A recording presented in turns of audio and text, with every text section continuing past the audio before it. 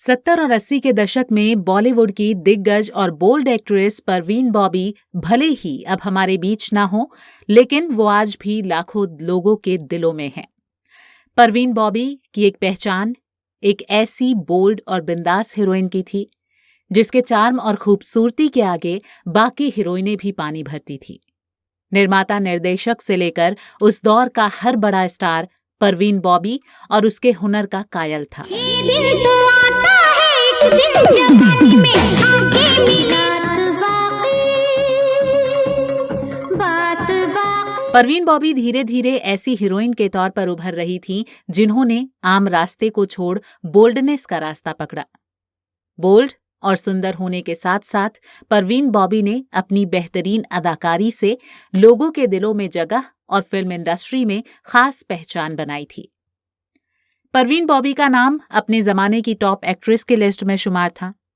आपको ये जानकर आश्चर्य होगा कि परवीन बॉबी फिल्म इंडस्ट्री की पहली फीमेल सुपरस्टार थीं।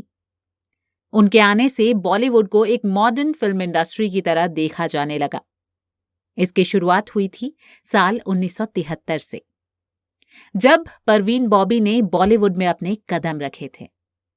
दिवंगत अभिनेत्री परवीन बॉबी ने साल 1972 में मॉडलिंग शुरू की और अगले साल उन्होंने पहली फिल्म चरित्र से बॉलीवुड में कदम रखा।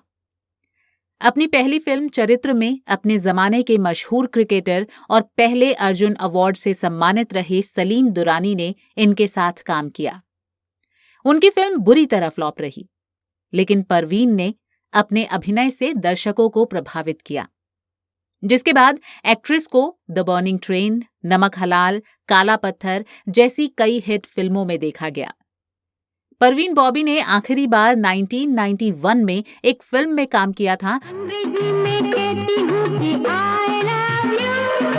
गुजराती आशा हूँ तुर जाना ये दिन रह गए। और आज मैं आपको film zone golden era of Indian cinema with Swati में रूबरू कराने वाली हूँ इसी बोल्ड एंड ब्यूटीफुल स्टार की जिंदगी से जुड़े उन पहलुओं से जिसे जानकर आप हैरान हो जाएंगे।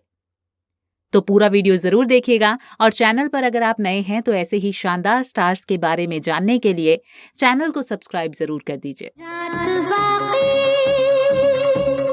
बात बाकी जानू मेरी जान मैं तेरे। ये वो समय था जब बॉलीवुड की फिल्मों में ग्लैमर नाम की कोई चीज नहीं हुआ करती थी।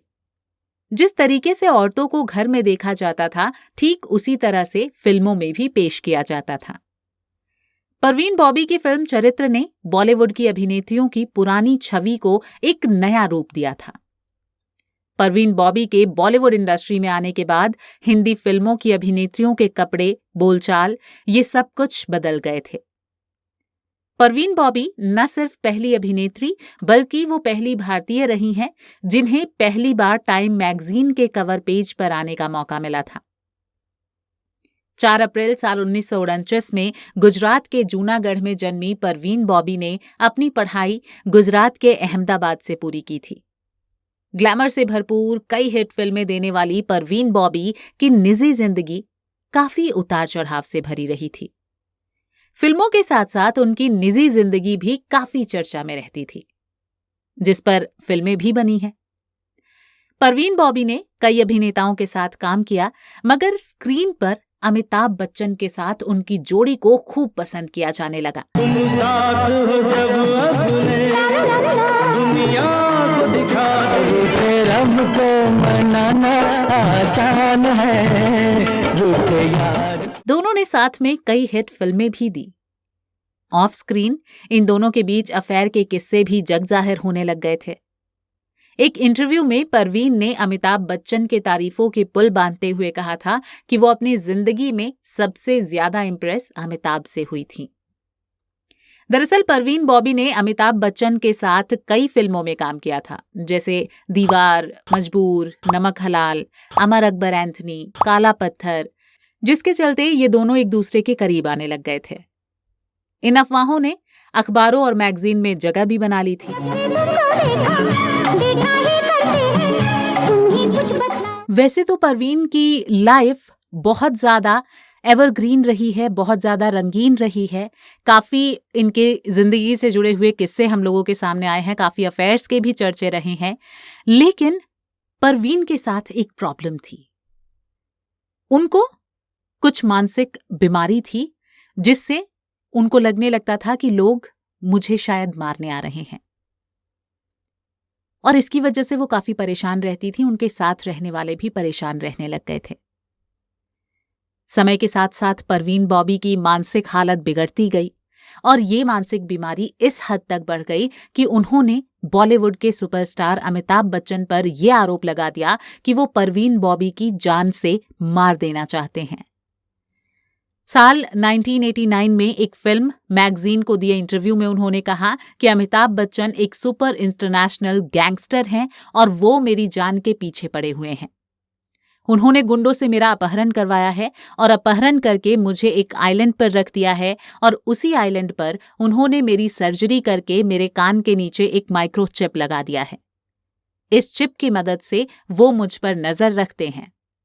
ऐसे ही एक इंटरव्यू में परवीन ने अपने कान के नीचे का जख्म भी मीडिया को दिखाया और कहा कि ये जख्म अमिताभ बच्चन की वजह से दिए गए हैं। ये इंटरव्यू सुन के पूरी इंडस्ट्री में तहलका मच गया था कि आखिर परवीन ने ऐसा क्यों कहा। उसके बाद धीरे धीरे जब उनके कई मानसिक हालातों से जुड़े हुए वाकये सामने आने लगे, तब लोगों को उनकी बीमारी का पता चला। एक फिल्म की शूटिंग के दौरान अमिताभ उन पर झूमर गिराना चाहते थे, ऐसा भी परवीन बॉबी ने कहा। इस फिल्म का नाम शान था, जिसके एक गाने की शूटिंग के दौरान परवीन अचानक चिल्लाने लगी और कहा कि अमिताभ उनके ऊपर झूमर गिराकर उन्हें मारना चाहते हैं और इसमें फिल्म के निर्देशक रमेश सिप्पी भी शामिल हैं। अमिताभ बच्चन को परवीन इस कदर अपना दुश्मन समझने लगी थी कि उन्होंने अमिताभ के खिलाफ कोर्ट में केस तक दाखिल कर दिया था, मगर कोर्ट ने अमिताभ को क्लीन चिट दे दी थी क्योंकि परवीन के मानसिक बीमारी की शिकार थी।